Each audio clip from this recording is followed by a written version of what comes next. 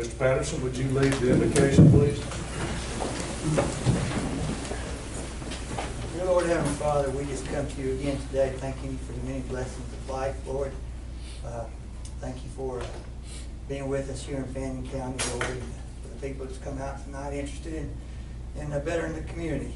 Lord, help us as the commissioners to do your will, Lord, to be honest and fair and to work in the benefit of all the people here. Lord, with the virus going around, Lord, there's a lot of anxiety. We just want to declare that you're still in control. We believe that. Let's cling to that truth, that you are in control no matter what's happening, that you are there and you love us and you'll watch over us. Thank you again now for all these things we ask in Christ's name. Amen. Amen. I pledge allegiance to the flag of the United States of America and to the republic for which it stands, one nation, under God, indivisible, with liberty and justice for all.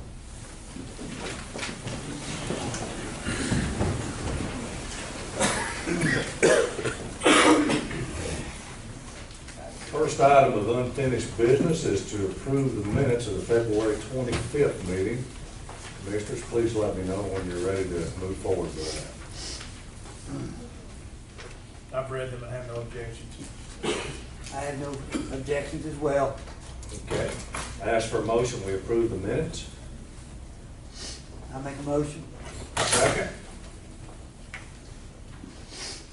Do I hear a second? Second. Second. All in favor? Minutes are approved.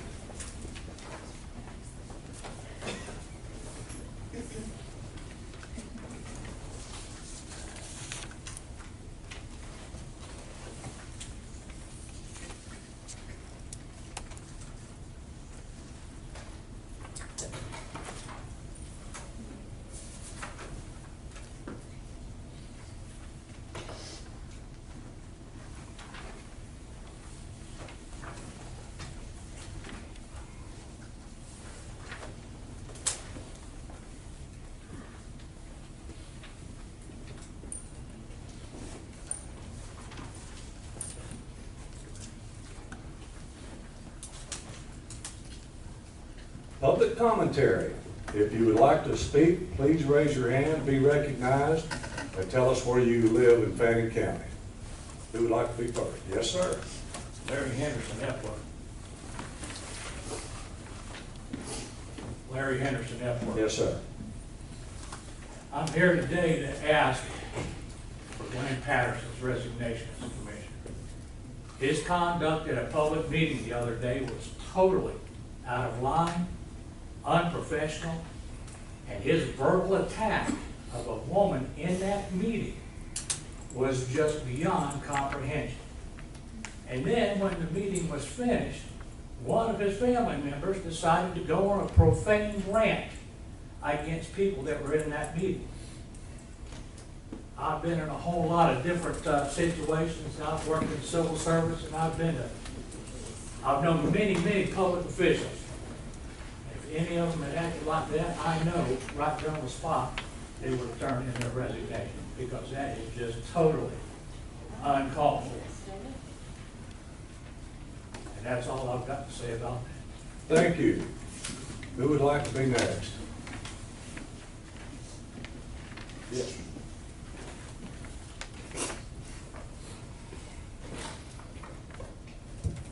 My name is Lane Bishop, Mineral Bluff.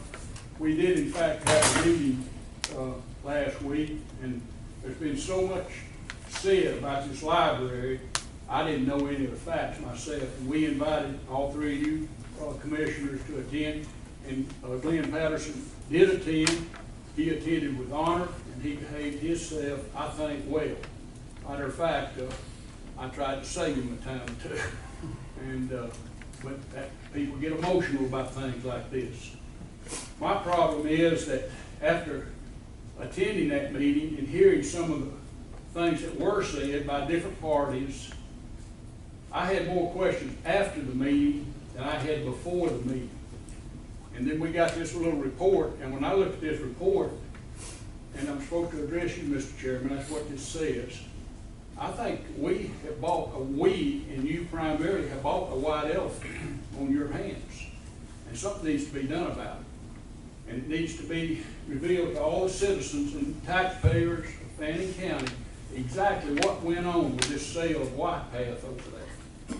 Because there's a lot of questions that are out there, not only certainly by me, just one person, but a lot of people.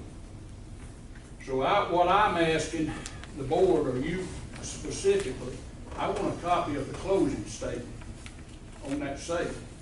And as a taxpayer in this county, I'm entitled to a copy of the closing statement. I want to know financially what happened over there. And then as far as some of this other stuff, if in fact that building is worth $4 million, plus or minus, I think, I've heard that number, I don't know if it's correct or not, if it's worth that, and we paid $1.3 million, why not sell the building? And take that money, if you can get $4 million for it, and then use it to build a standalone library on another piece of land. I would like for you to consider that, and I'd like the other two commissioners to consider. But I do want a copy of the closing statement, and I'm requesting that publicly here. Sure. You're not right this minute. You can certainly have that, absolutely. Okay, thank you very much, and thank all of you. Who would like to be next? Mr. Webb.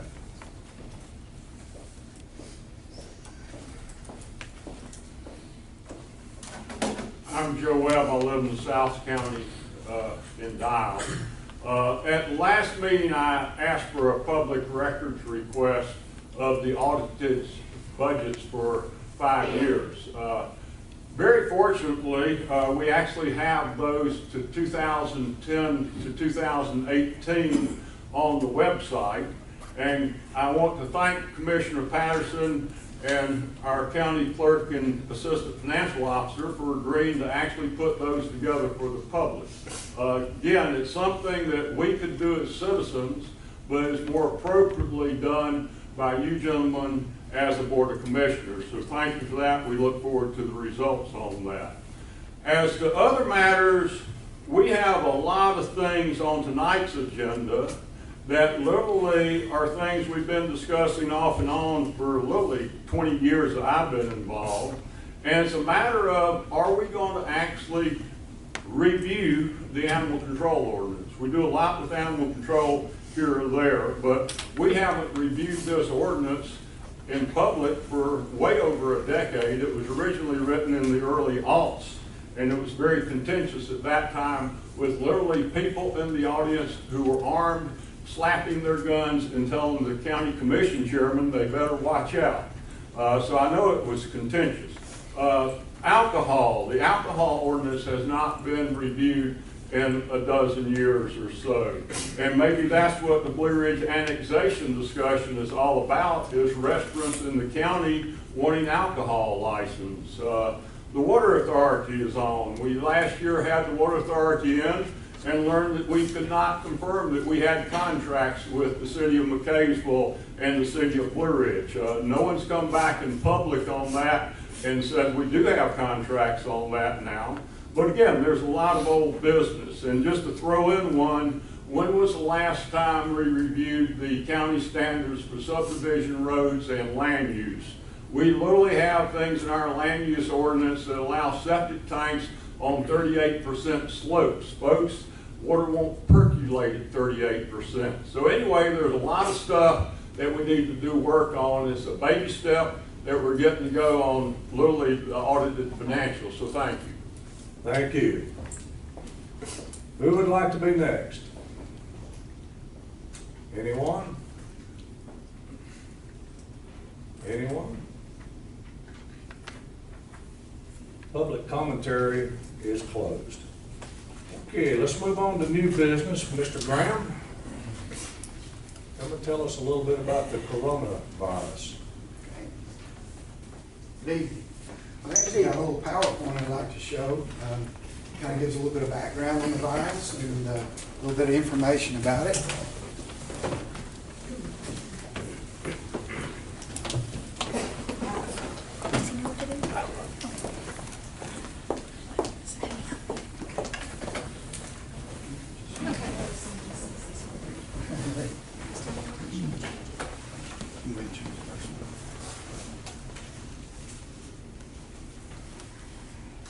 while we're waiting to finish up here, I did leave some informational sheets out front. If anybody would like one, I left several out there. It's just some talking points about the virus and stuff, kind of give you a little bit of information on what to do to prevent, help prevent getting it, what you can do personally to take care of yourself. And I've got copies for the commissioners here as well. Okay, so what do we know about coronaviruses? It's just part of a large family of viruses. The MERS and the SARS is a type of coronavirus. This is just another one. Causes include upper respiratory illnesses like the common cold. And this, most of the people that get this, the symptoms are fairly mild, like a cold or like some symptoms of the flu and stuff. The dangerous I won't say danger, the population that is more in danger of having more severe symptoms are people over 65 and very young children. However, that being said, no child that we're aware of has died from the coronavirus worldwide so far. So that's, it is something to deal with. The problem is none of us have immunity to it because it's a new virus that's never been around before. Our bodies have not had a chance to build up immunity yet.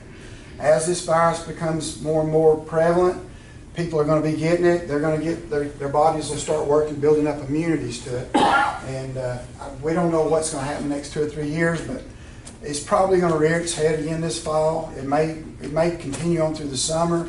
But I think eventually, my opinion, from everything I'm reading and hearing from the CDC, Department of Health, you can wait and change that, I'm sorry, that it's eventually we're probably going to wind up thinking of it kind of like we do the flu. So I don't want anybody to start panicking or anything. We've had reports around the county of people going and buying up cases of hand sanitizer and taking home with them. That's all well and good, except what happens when you buy it all and your neighbor doesn't have any. You can wait, change that. I'm just kind of going to let them look through them as we go. I'm sorry. Okay. When your neighbor doesn't have any, they get the coronavirus. Well, you got all the hand sanitizer, but they don't have it to protect themselves, so they're going to pass it on to you eventually that way too. So don't hoard up stuff. It's always a good idea to keep a small supply of stuff on hand for anything, not just coronavirus, but always keep bottled water and your normal supplies that you would for normal preparedness around the house. It spreads very similar to the flu and other respiratory diseases. It's normally through droplets from when you cough. The droplets become airborne, and then people near you inhale it. That's why they say try to stay 6 feet or so away from people if you can, 3 to 6 feet, and avoid a lot of social interaction. If you're a handshaker, keep you some hand sanitizer in your pocket. After you shake hands with people, sanitize your hands before you touch your face or your mouth or anything. Okay. Symptoms are fever, cough, shortness of breath. They appear anywhere from 2 to 14 days after exposure, and the average incubation period is about 5 days. If you'll see that in red there, 80% of patients with confirmed, what they're calling COVID-19, which is this virus, have mild symptoms. In very severe cases, patients have developed pneumonia in both lungs. In some cases, it can be fatal. The flu can be fatal. These are just some ways that it can be prevented. Always wash your hands after you've interacted with anybody or touched things. We all come up and talk at this podium. What do? We put our hands on the podium. How many other people put their hands on the podium? Before you touch your mouth or your face or you eat anything, go wash your hands or use some hand sanitizer. Just be thoughtful about that. Maybe it's better instead of shaking hands to either fist bump or use the elbow to bump elbows. We had a meeting with the hospital and some of the members from the school system this morning about this, and it was to make sure that we're doing the best thing for the community and for our children to protect them and try to help prevent spread of this virus. One of the suggestions was that they start a program at school that maybe they make it almost like a game, I guess, or something, where instead of shaking hands or trying to interact with their fellow students, they tap feet with each other, with their shoes and stuff. If you're going to wash your hands, you need to wash for about 20 seconds. One of the more popular ways to remember that is you can sing the Happy Birthday song twice, and you should be in good shape.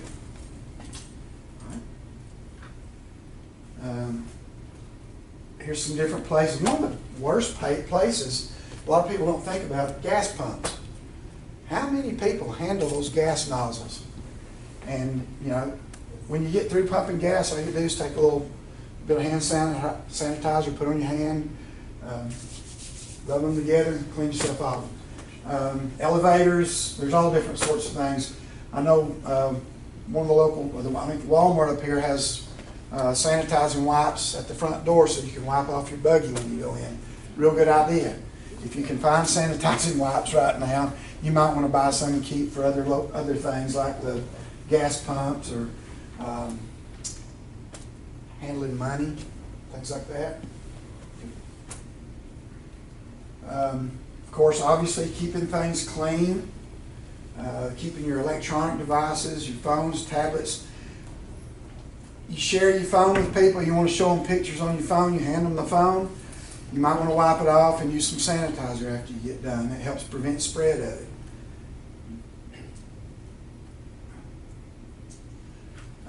Okay, should I be tested for this? If you have symptoms, the symptoms being fever, cough, and the shortness of breath and stuff, best thing to do is if you think you may have contracted this, call your doctor and ask them if they want you to come in and be seen. They are not testing everybody now. They don't have the capability yet. The State Health Department doesn't have the capability, even the CDC doesn't have the capability of testing everybody that has any signs and symptoms of that. The best thing to do is call your doctor and tell them your signs and symptoms, and call them before you go visit if you think you have something like that and it's mild, unless it's an emergency. Obviously if it's an emergency, you need to go to the emergency department or emergency room. But they may be able to make arrangements for you to come in and be seen without sitting in the waiting room for a long time, spreading this disease a little further. And they may tell you just to stay home and treat it like you would the flu. Just drink plenty of fluids, get bed rest, and unless it gets a lot worse, they may ask you to stay home. Okay. These are just some other things that kind of definitions on some of the stuff you may be hearing on the radio, hearing on television stuff. Community spread means people being infected with the virus in an area. Social distancing means remaining out of congregate settings and stuff. Congregate settings, places where close contact may occur. Incubation periods, the time of exposure to an infection, refers to the time from exposure to an infection and the onset of the symptoms. I'm not going to read through all those. Y'all can look at that and read it.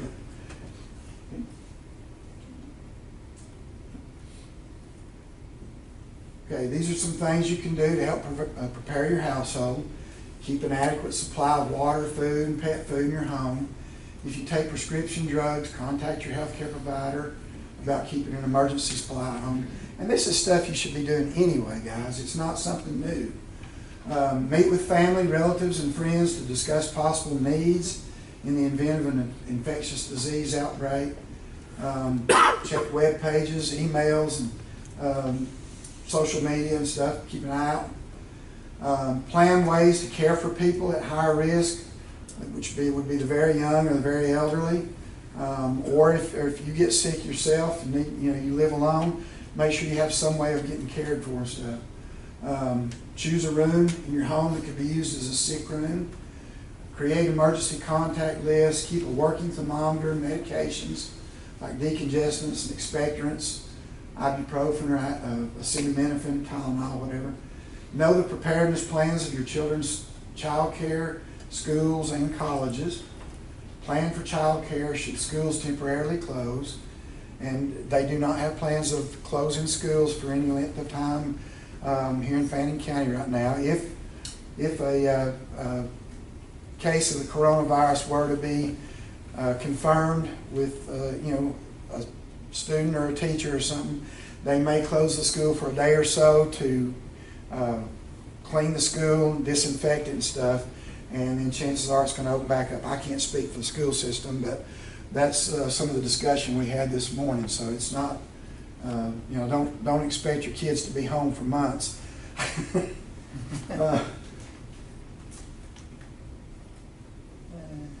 Let's see. Establish procedures for students and staff. That's more for at school and stuff. Make sure you can, continuously are cleaning your home, keeping it clean. Environmental services, any services that you normally touch a lot or that a lot of people touch. Okay. There's some different preparedness guidelines for businesses. These are all on the CDC website. Some of them are on the State Department of Health website. I'm not going to go through all this. You're welcome to look at that at your own leisure. If you need further information and you can't get it on the website, you're certainly welcome to call my office. We'll certainly try to provide any information we can at any time. I'm going to pass that, I think. Okay, I don't think we have too much of a problem around here with this. I haven't heard much, but this virus is not caused by or more susceptible by certain people, a certain group of people. There's talk that, well, if you're of Asian descent, that you're more likely to get this virus. That's not true. Anybody can get the virus. It's not specific to any one group of people. There is no vaccine or drug treatment for this at this time. They are working to develop vaccines, and it may be sometime mid-year next year before they have it available, and it'll be something like the flu vaccine at that time probably. Should I wear a mask? Okay, this is a good question. A lot of people you see, if you go in the store, you may see somebody wearing one of those surgical masks like the doctors wear at the hospital. Those are more to protect. Those are more to keep the person that's sick from spreading the germs. It's not going to help you a lot to be around a sick person wearing one of those, if that makes sense. What those are for is to keep, if that person coughs, that cough is trapped in that mask so that it doesn't provide those droplets in the air. It's not going to prevent you from inhaling bacteria and viruses and stuff for the most part. I mean, it may help a little, but the main thing those are for is to help the person that is sick keep from spreading them. So if you've got somebody at home sick and you've got one of those masks, put it on them. Let them keep from spreading it further. Travel.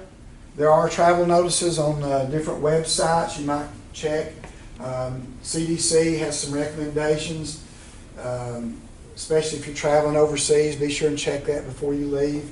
If you work for a big company or business and you plan on traveling overseas, let them know, and let them know when you come back where you've been, and you may want to be monitored for a while. And I think the CDC is probably going to screen you at the airports anyway, monitor you. Okay? How long does it survive? They don't know for sure. It can be anywhere from a few hours to several days on environmental surfaces. If it's just like, say, if I coughed on the end of this table, 3 days later you can put your hand on it, you may or may not, it may not be alive still at that point. You don't catch this from your pets normally. No evidence that they contract it. And who's at risk? As we said, the older person is going to be more susceptible to it. And you cannot get it from drinking Corona beer. They put that in. I think that's hilarious. Has nothing whatsoever to do with it. Okay. Really? The biggest thing I can say is stay calm and just wash your hands. Don't panic. Don't go out. honestly, I'm more concerned about the panic that this disease causes than the disease itself. Okay? These people going out and hoarding up toilet paper, sanitizer, and stuff. Yeah, it's good to stock up on stuff, but you know, buying a case of sanitizer at one time, what are you going to use it for? You know, just make smart decisions and don't get upset. Like I said, if you have any questions at all that you can't get an answer to online or something, you're more than welcome to call our office over there, and we'll be glad to try to answer anything we can. Robert, has it caused any issues for you so far with the paramedics and ambulance service? No, it has not. And we actually have plans in place. We have, as does the hospital and the school system, we've, as we said, we had discussions. We've got plans in place to try to prevent spread of it, but we've also got plans in place to protect our healthcare workers and stuff, as far as wearing masks and proper protection and stuff, and disinfecting trucks. The hospital is ramping up their supplies and stuff, hoping they don't have to use them, but you know, some people may get sick enough to be hospitalized. There again, similar to the flu. Okay. Do have these, like I said, I left several of these. There's a bunch of these out back. If anybody wants one, I think Lee, you got one this morning. Yes.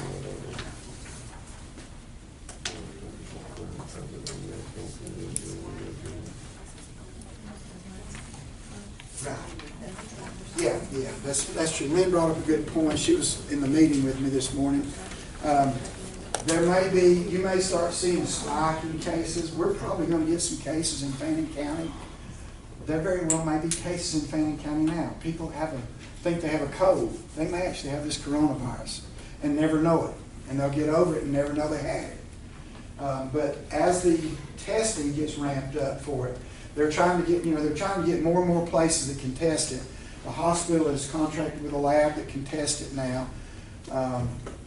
And as they get more places that are able to test it, you're going to see a spike in the number of cases. That's simply because they're testing more people.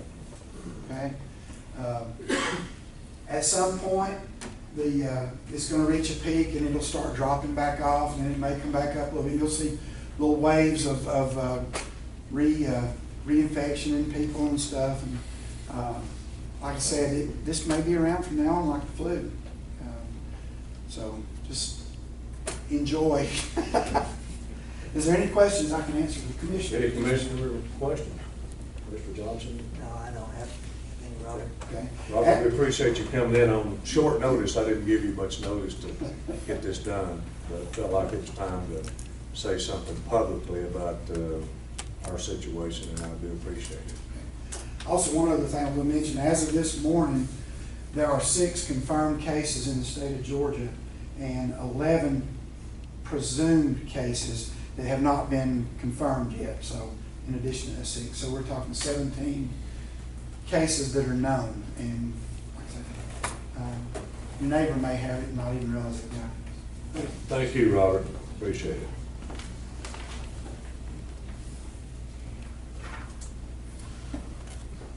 Item number 4 is a variance request that we took 2 weeks ago because of some issues with proximity to the Forest Service. This was a variance from Michael and Carol Russo to place a garage now 10 feet from the U.S. Forest Service property. We had the inspector, Mr. Nicholson, go out and meet with them, and they agreed to move that garage project at least 10 feet away from the Forest Service property. Is there anyone here that objects to this variance? There was no one objecting the last time. Mr. Patterson, you have any thoughts on this one, sir? No, I think that's a good idea. That way, we'll be in the clear either way it goes.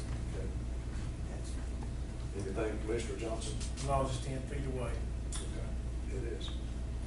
All right, I'll make the motion that we approve this variance from Michael and Carol Russo. I'll make the motion. Do I hear a second? Second.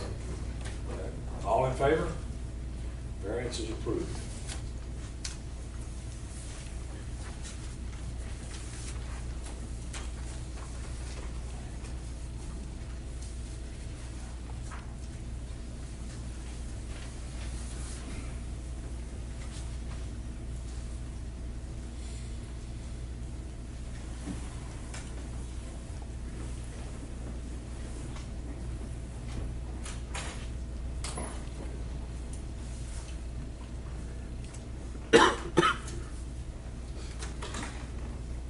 Should attach that document with that.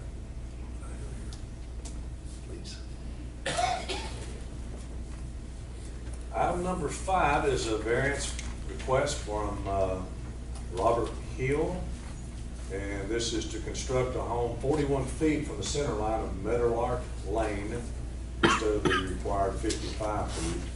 It's a very steep lot. It's the best location for the structure. I was out there on the field and looked at this and didn't see any issue with it. Commissioner Patterson, you have any thoughts No, on I went this? out yesterday and I also do not have any issues with it at all. Commissioner Johnson? Okay. I'll ask for a motion. First of all, was there anyone here that objected to that variance? I'm sorry. This was for Robert Hill, Scenic Drive. Okey-doke. I'll ask for a motion that we approve this variance. Make the motion. Okay, do I hear a second? Second. All in favor? Variance is approved.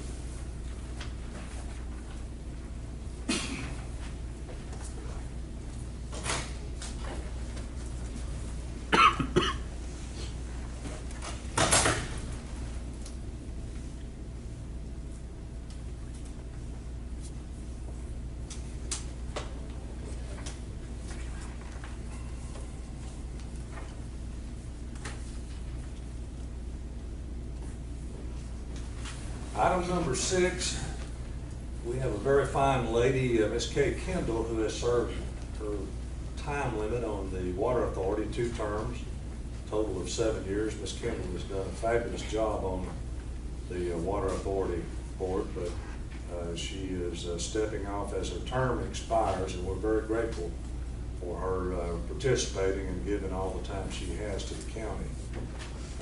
We have a gentleman that's willing to step up and fill that spot. And that's Mr. Clay Bell, who's the Vice President and General Manager at the Melwood Springs Water Company. So, Commissioners, I'll make a motion that we approve Mr. Clay Bell to fill the expired term of Ms. Kay Kendall for a 3-year term. I'll make the motion. Do I hear a second? I have a second. Okay. Have a second. All in favor? Is he here tonight? Mr. Bell is in New Orleans. Okay. He had to attend a function down there, and he sent his regrets. So.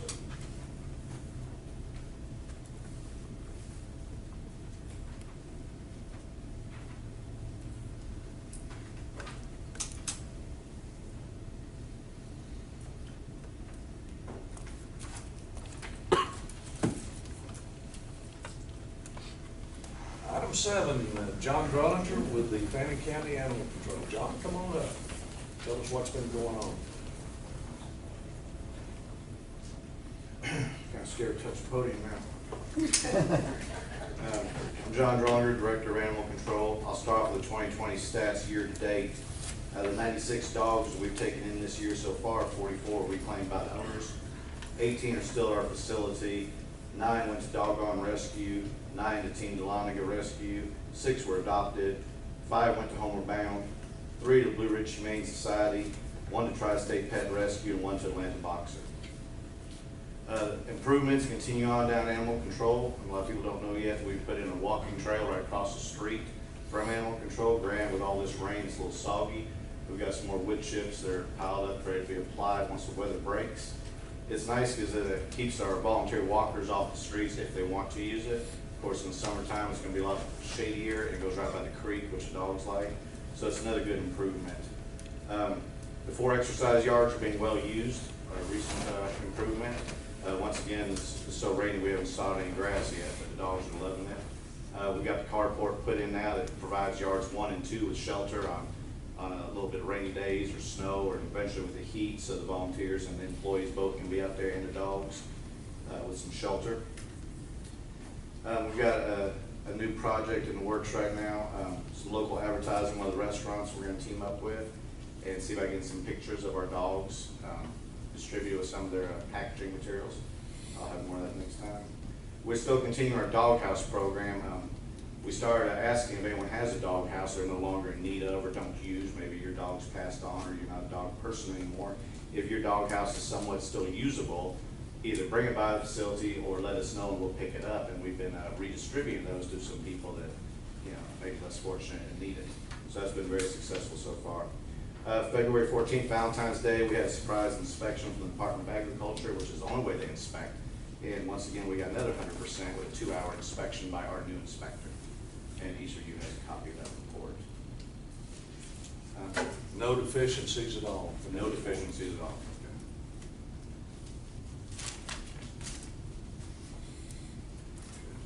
Do you have any questions on that report? Commissioner No, I don't. Patterson? I do not. Any questions at all, Mr. Grolinger, about anything about animal control?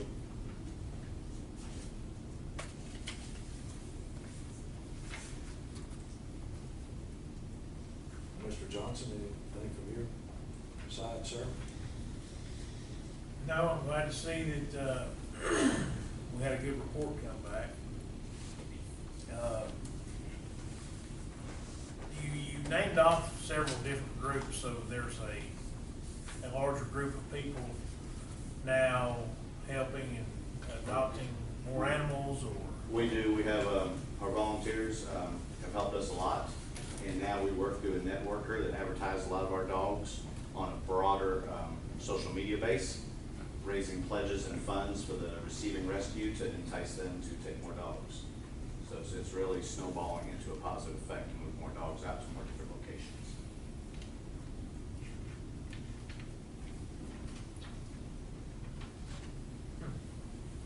Yeah, I mean, by these numbers, and this is from the first of the year. And this is the first of the year. And by the end of March last year, we're already 1 dog ahead, so we're running a little bit heavy this year already.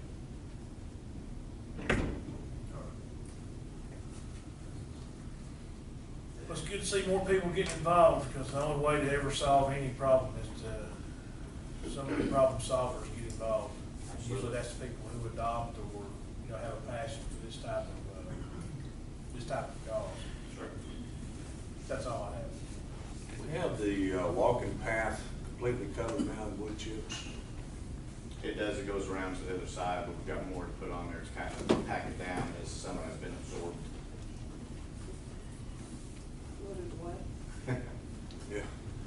When it starts getting warmer weather, I suspect that's going to be a little more attractive. Oh, absolutely.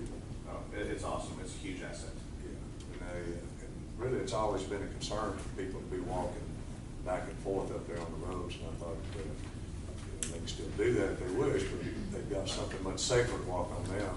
The weather will cooperate. It's a great option. Yeah. Okay. John, I don't have any more questions.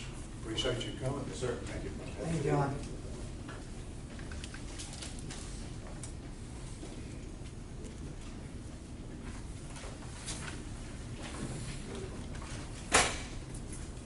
Okay, item number 8, Blue Ridge annexation discussion.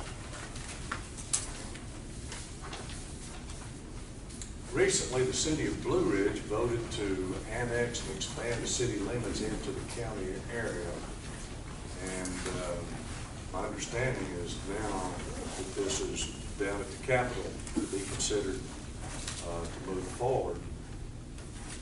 The concern that I have, and it's an opportunity for the 3 of us to discuss this a little more.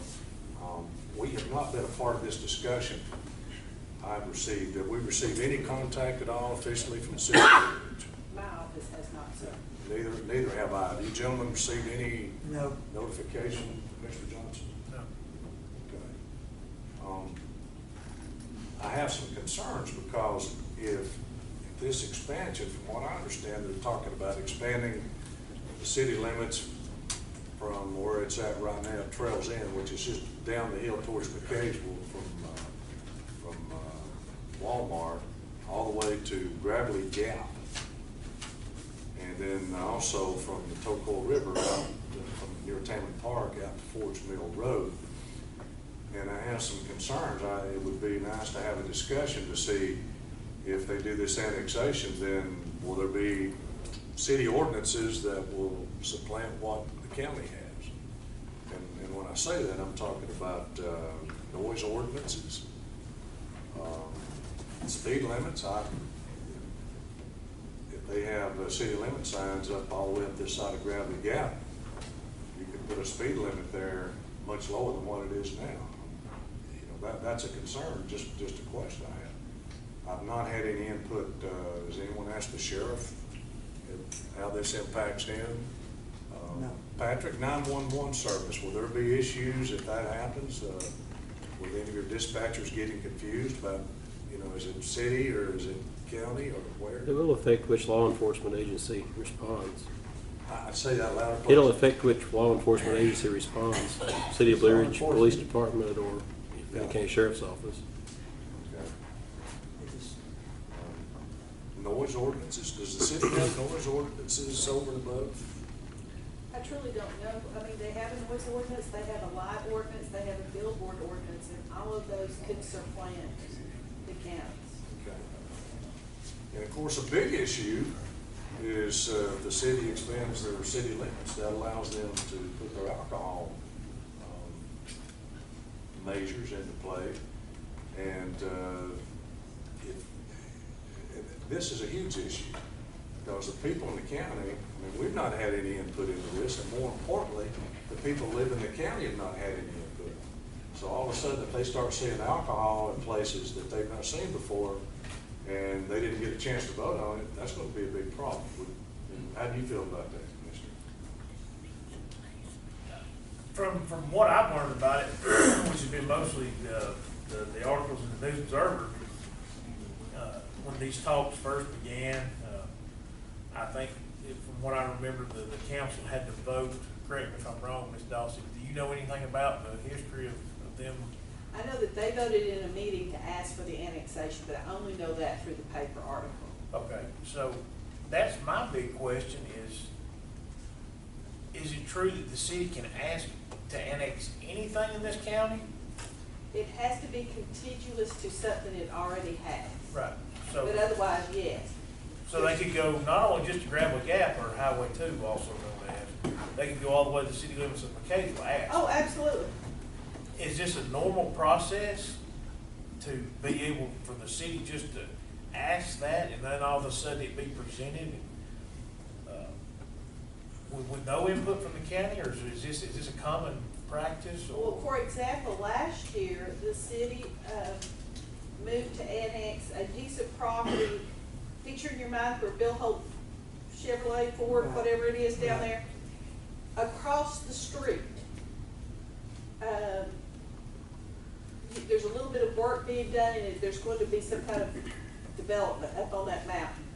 Well, there was a measure introduced in the Georgia legislature to annex that.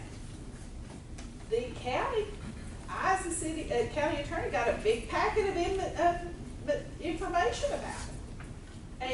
And so where does that information supposed to come from? last year it came from the city attorney. This year we've got nothing. Last year there was an article that ran it, there was an advertisement, just like if y'all were doing an ordinance change, you know, you gotta run the little blurb in the newspaper. There's a blurb in the newspaper that says that there is a pending legislation to change the city charter and for other purposes. I don't know if a city charter would contain the boundaries of a city, and so I don't know if this annexation is included in that. If it is not, I have seen no other advertising. And I have specifically asked Georgia House and Senator Gooch, has there been an advertisement? And neither one of them have told me yea or nay.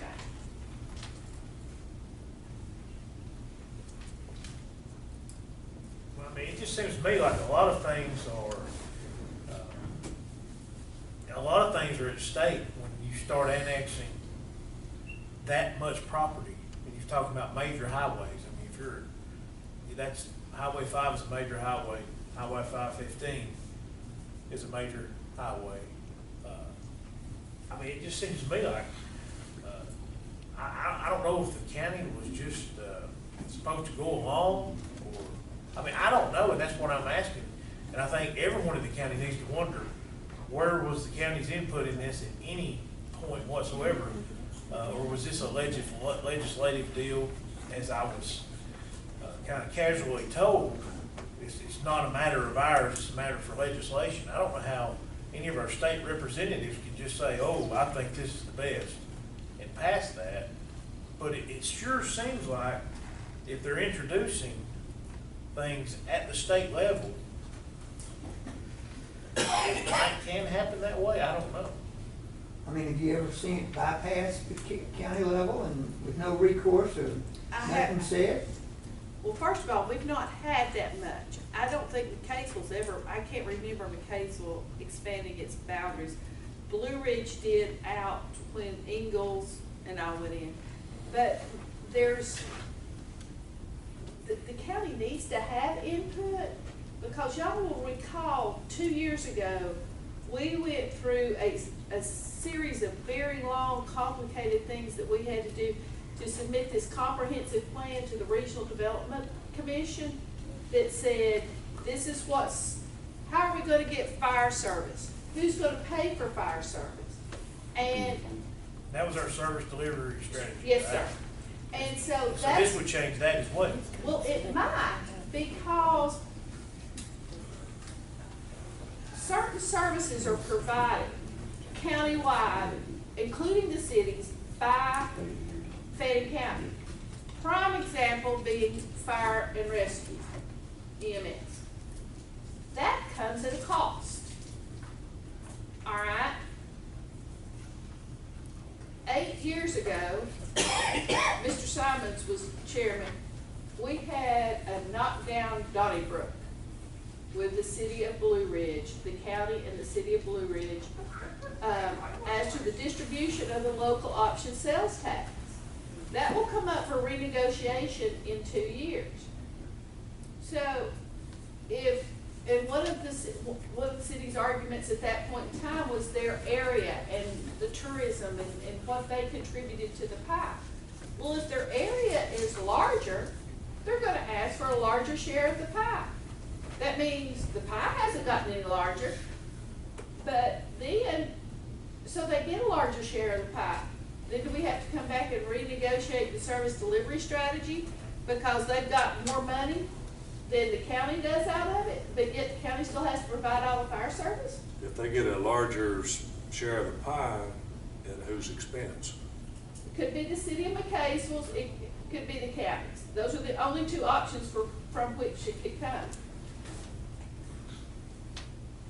And see, Morganton, for example, doesn't qualify to get a share of it. Partly because its size in proportion to the other two takes it out of the equation. Well, depending on how big Blue Ridge is, it could take McCaysville out of the equation. So what, I mean, can we vote right now to take over Blue Ridge? I don't think it works that way. I think you can, I don't know that you want to. I mean, I don't want it, but I'm just saying it's kind of what's happening here. If the city can vote to take over, you know, our two main arteries for a certain amount of length, why can't, I mean, it would be no different than us taking a vote right now. I'll vote no, but if you wanted to take over Blue Ridge where those bells are ringing, I mean, it's the same thing. Because, and not let them have any input. I would like to find out, you know, through somewhere other than articles in the paper, you know, Well, I've seen before. what should we do? We need to know where we stand at this moment in time. Did you find out that? I can tell you that if you want to take any action, you're probably gonna have to take it before Thursday, because Thursday's crossover day.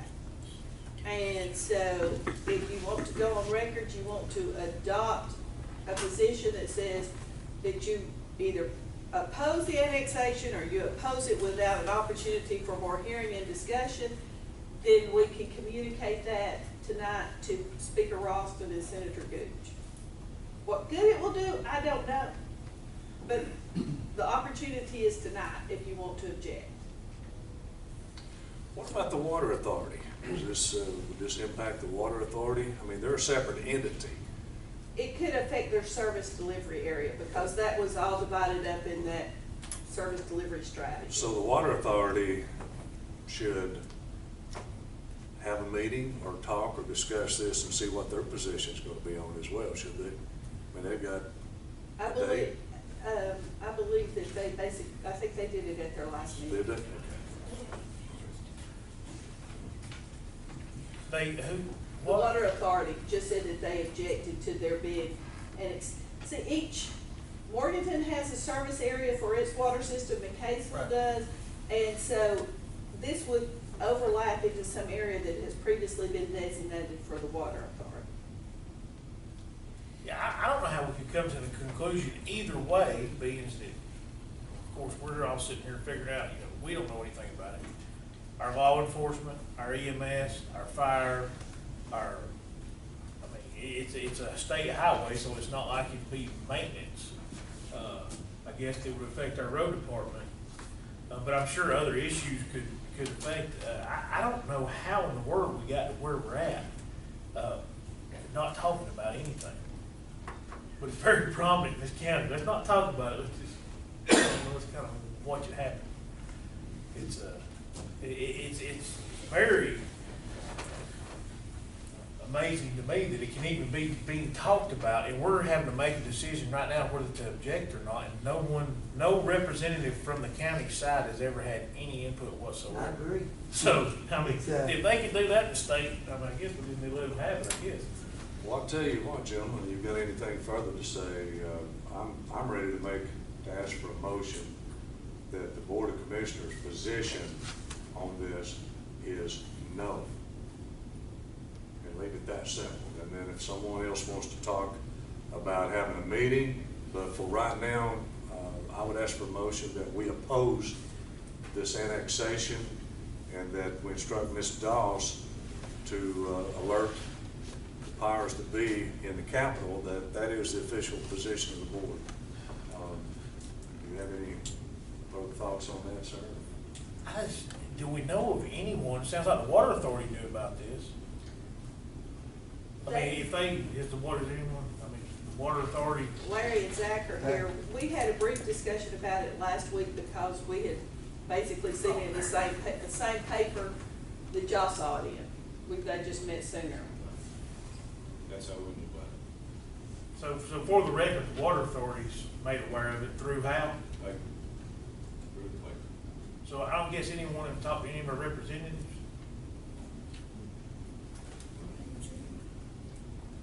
So why don't we stand with this vote to take over some of Blue Ridge? I mean, it's the same thing. That's what I don't understand. Maybe the cities have more powers to be than. Well, given that I saw this in the paper, but given that last year we got this big, thick packet of information from the city attorney, I was like, okay, this is in the early discussion session status because I haven't got my information from the city attorney. He hasn't changed. My address has not changed. And I actually reached out to Senator Gooch yesterday and said, I know crossover is coming up. What's the status? And he said, it's past the House. And I was like, well, we ain't gotten any notice on it. And he said, Hold on, can you come on that one more time? It's already passed the that's House? what Senator Gooch told me. Now, I don't know. I haven't independently checked that. What did you say when you told him that you didn't know anything about it? What was his response? I said, I haven't gotten anything. I'm Right. going to check with the county. I did check with Commissioner Hunter. He hasn't, and quite frankly, I haven't gone back to him because I didn't know what y'all wanted me to say. But you didn't know anything about it until, Only other than what's right here in this paper. And I didn't even see it until it came, until I didn't see it when it first came out. I was a few days late.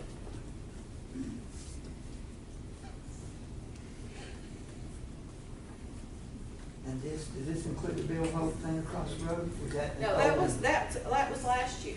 And what happened there? They got it Yeah. with no opposition, nothing was said, they just went ahead and got it?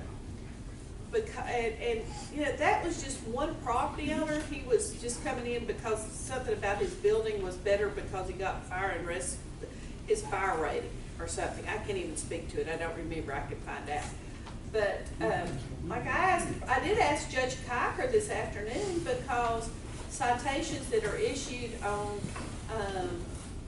the part of Highway 5 and 515 that are issued come into the probate court, which are revenues that come into the county, if anyone had asked him about it, and he said no. I talked to him 5 minutes, 2 minutes till 5. I have not reached out to the sheriff to see if anybody has mentioned it to them. So you haven't had that many instances of the city? It very rarely happens, but I've never seen it happen this way. I think it's offensive and insulting for this to occur, frankly, without any information at all. It just doesn't seem right.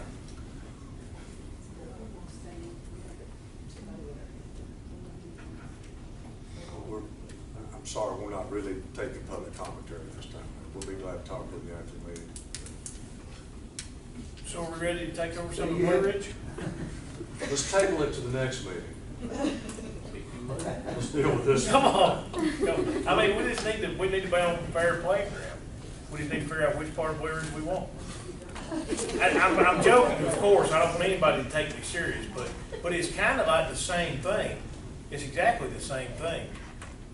And not asking anyone in the city anything. So that's why I don't want anyone to be confused about, I don't know how we have any information because we've talked to none of the people that will be involved in I would think, a major undertaking such as this. When we're talking about that much area, and in the article, in one spot it said, you know, it did not, and this is just by what the paper had reported, so this is all I really know, is that it does not include the private landowner's property. No one's being forced to be annexed in. Those persons who wish to be annexed in and who are contiguous or join the road or the right-of-way would have the right to or not to come into the city. So, I mean, it could actually affect a whole lot more than just the road. I mean, depending on if... Oh, absolutely. Say like your Conchita Rustica, if you wanted to petition to come in, then you would be contiguous to the city of Blue Ridge because you're contiguous to the state right of way, so you could come in. Well, no offense to the newspapers, but, you know, this is in the paper. And I would much rather have a face-to-face meeting, open meeting with their counsel, with attorneys present, to find out exactly what they're talking about, not just what I read here. I mean, what I'm reading here is very disturbing, that is entirely accurate, and it may be. But I'm just saying, I think, And right now, it's the only information that sounds like any of us have. Right. And we know that it would affect Fannin County overall in a detrimental way if it went through, correct? Well, who knows what way it affects? I mean, that's kind of why all the people in charge need to talk. Mr. Patterson, I don't know that it would be totally detrimental. It might be great, but it would need to be considered, then what do we do about renegotiating the strategic services delivery plan that we just did Right. 2 years ago That's what for I'm 10 thinking. years? That's what I'm Because thinking. of the income stream. Right. Because I happened to be involved in it. It took, I think, 2 of my days Yes. in court for the last deal we had when Blue Ridge claimed that they provided so many services. The county was saying Right. that they provided so many services. And it becomes very, what's the right word here, contentious when dollars that are being divvied up are being divvied up. Right. And it wound up in court, just so everyone knows. And yes, it was a lengthy process, and when a city grows a finger that long that way towards McKaysville, and their pinky finger's going towards Blairsville, I mean, it's not gonna be any easier the next negotiation time. But, I mean, there might be a positive to it, but I don't think we're gonna know the positives and negatives till we're all on the same page.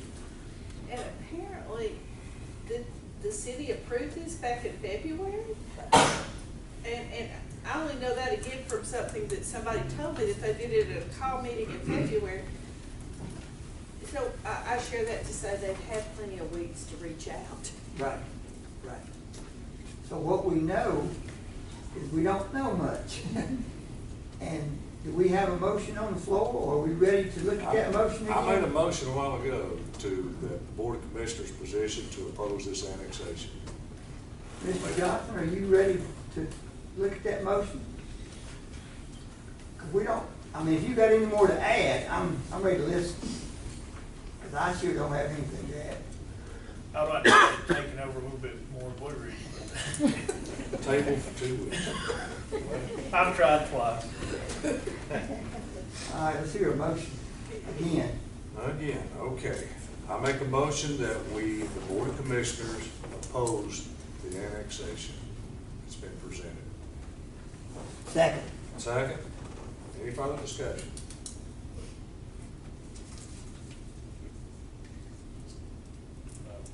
Okay. All right, I made a motion, I've got a second. All in favor? Okay.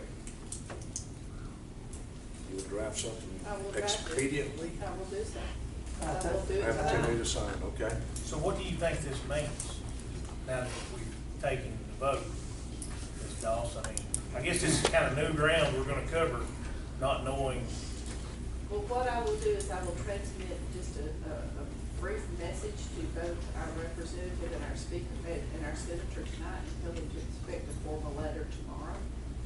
And then I will draft something for the commissioner to sign, basically simply saying, at a regular scheduled meeting on an agenda item, having no representation or input from the city, and, you know, no one having given us the kind of any information, the Board of Commissioners unanimously voted to oppose the proposed annexation. And in parentheses, and the post two commissioner would like us to consider annexing the city of Blue, or de-annexing the city of Blue Ridge. All right. Yeah, opposed to. Post what? I'm sorry. Come drag me in on And this. in this same process, can we find out what the correct process is? Can we find out who was responsible for letting us know? Can Well, we the find out city should, those? okay, like, when you're doing a zoning change within the city, all right? If I own, well, let's use Judge Cocker's property up on the corner, up on Cook Street. He had to post a little thing in his front yard that said, I'm seeking a zoning change. And he had to go to a land development meeting, to a zoning board meeting, and then he had to go to a city meeting. But in the interim, he had to let everybody know. He had to let every neighbor know within a certain radius. And they tell you what that radius is. And he has to bring in proof that he gave them notice of the proposed change. You gotta give people notice. And something in the paper that says city charter and other purposes, I don't think gives you notice. We asked for variance requests for notices. They go out there, yellow notices, and that's why we do these no sooner than 10 days from each meeting to make sure all the neighbors are alerted and they can go and look at it and see if that's why they oppose it. Maybe we give them a variance form and let them fill it out. And can you also find out if it's already, I don't know that process because I'm not by any means in that arena. If it's already passed the House, what that means or what it might mean. Well, Or yes, I can just for find out. future reference, or Right. anyone else that goes through this process, what are the steps that have to be taken for this to happen? What's the procedure? Because we need to know for maybe if we take over some of the city, or I will what steps find we out. should take. I will find out. And I'm saying that being very comical, but it's really the same thing as if we were to vote right now, maybe to take back Walmart or, all the way back to Highway 515. It would be the same thing as us doing it, not notifying anyone, the particulars. So, I would think. so no one please take me serious about that, please. Gentlemen, do we need executive session? I don't know. All right. Mr. Chairman, I'd like to just have a minute, if you don't care. Yes, sir, absolutely, you have the floor. Folks, as you heard, there's been a very serious accusation for my resignation. I feel compelled to voice some concern with that. I've got a little statement. I want to be very transparent. I believe that in even a contentious situation, people should be able to demonstrate a measure of grace and respect for another person's opinion. This doesn't mean that one can't have a spirited debate over an issue, and on the contrary, debates over concerns are beneficial. But one should remember to use the golden rule, I feel, in stating their case. I believe the good people of Fannin County hold their elected officials and our political organizations to a high standard and want them to deal with issues in a civil and respectable manner. And I try to do that. We should not resort to critical accusations and the like, but simply agree sometimes to disagree.